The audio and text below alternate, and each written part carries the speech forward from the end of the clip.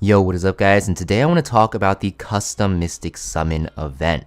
Now this event will be running from the 9th of March until the 20th of April, and basically you'll be able to choose a target Moonlight 5-star and also a target Moonlight 4-star to try to summon for. Now instead of a pity system like we have with other Mystic banners, you're going to see that there is a Moon Mirage coin shop. Now the way this works is for every summon you do, regardless if you pull the unit or not, you will get 1 coin. The coins will not reset if you pull the unit. These will always be here until the event ends. And you're going to see that it's 200 coins for the Moonlight 5-star, so basically a pity, and also 110 coins for the Moonlight 4-star, as well as some goodies underneath. But primarily you're going to want to try to get the units if you're pulling for them, and basically the other stuff are going to be just leftover coins you can use for those. Now keep in mind that these coins will not carry over into the next event, and you only have 7 days after the event ends to actually spend your coins. So please make sure you spend your coins before the time period elapses so you can actually get full value, because like I said, some people misunderstood last event, but these coins will not carry over until the next Custom Mystic Summon event if it does happen to run again. Now that being said, let's get into the tier list for what units you want to prioritize for the 5-star Moonlight units. Now this is going to be the tier list, guys. Now keep in mind that this is my own opinion. I will be factoring in PvP and PvE as well. But for the most part, most ML 5-star units are going to be used only in PvP, except for a few exceptions. So starting off, we have the meta-defining tier at the top. These units are extremely powerful in pretty much all forms of PvP content. These units you're definitely going to want to get from that custom Mystic banner, because these units are amazing. You can use them pretty much everywhere. You can pretty much blind pick them in a lot of areas of content, and they will be very strong. And next we have the strong tier, guys. These units, although still very powerful, they won't be as easily picked as the meta-defining units. Usually the meta-defining units, if you pick them, it forces the enemy to actually draft and answer right away. Otherwise, they run the risk of just getting completely owned.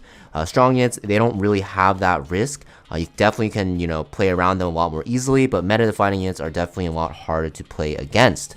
Next, we have the decent tier. These units are still very powerful, but the thing is, you have to pick them in a little bit more niche situations. You can't really blindly pick them as much as the strong or even the meta-defining units. Next, we have the needs buffs tier. Pretty self-explanatory. These units are pretty weak. Maybe they can be picked once in a blue moon in like very specific team comps or against certain team comps, but for the most part, you will be not really seeing too much of these units. So yeah, that's pretty much it for the tier list though.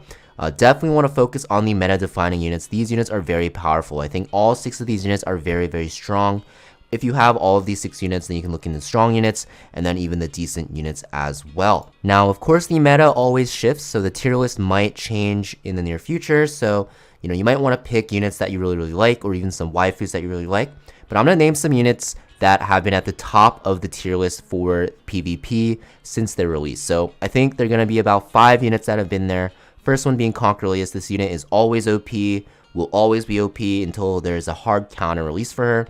They definitely tried to release some to try to counter her, but she still is the top of the top, and probably still will be at the top for the unforeseeable future because her kit is just so broken. She's been broken since her release. Next, we have Apocalypse Ravi. Ever since her buffs, she's been super powerful. You're going to see her everywhere in defense teams for Guild Wars and Arena. And in World Arena, she's still a very top pick. Ever since her release, guys, she's pretty much been in the S tier. Next, we have Meteor Carrick, same thing as Apoc Ravi. Ever since his buffs, super strong. You're going to see him very frequently in PvP. He's an extremely powerful unit. Then next up, we have Spectre Tenebria, guys. Also a unit that will probably be at the top of the meta for a long time, because of the fact that if you pick her, you pretty much force the enemy to draft in a way that they have to pick a lot of AoE damage so they can actually deal with the Spectre Tenebria. Also Bellion, guys, another not super new but kind of new ML 5-star ever since her release. Also been super broken. She pretty much negates souls from entering the game, and that pretty much makes it so that you have to actually kill her right away, but if you focus her, she can counterattack.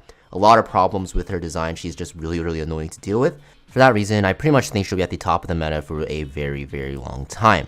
And those are the 5 units that I think are going to be pretty much safe for a very long time in the meta because their kits are just super broken. All the other units, guys, kind of has to rely on the meta a little bit. But for the most part, I think this tier list is pretty accurate for the most part. I think some people might disagree with a few units here and there. If you guys have any comments or discrepancies, let me know in the comments down below, because keep in mind that this is just my own opinion and I'm also open to your own ideas. That being said, hope you guys found this video helpful, and I'll see you guys next time. Peace.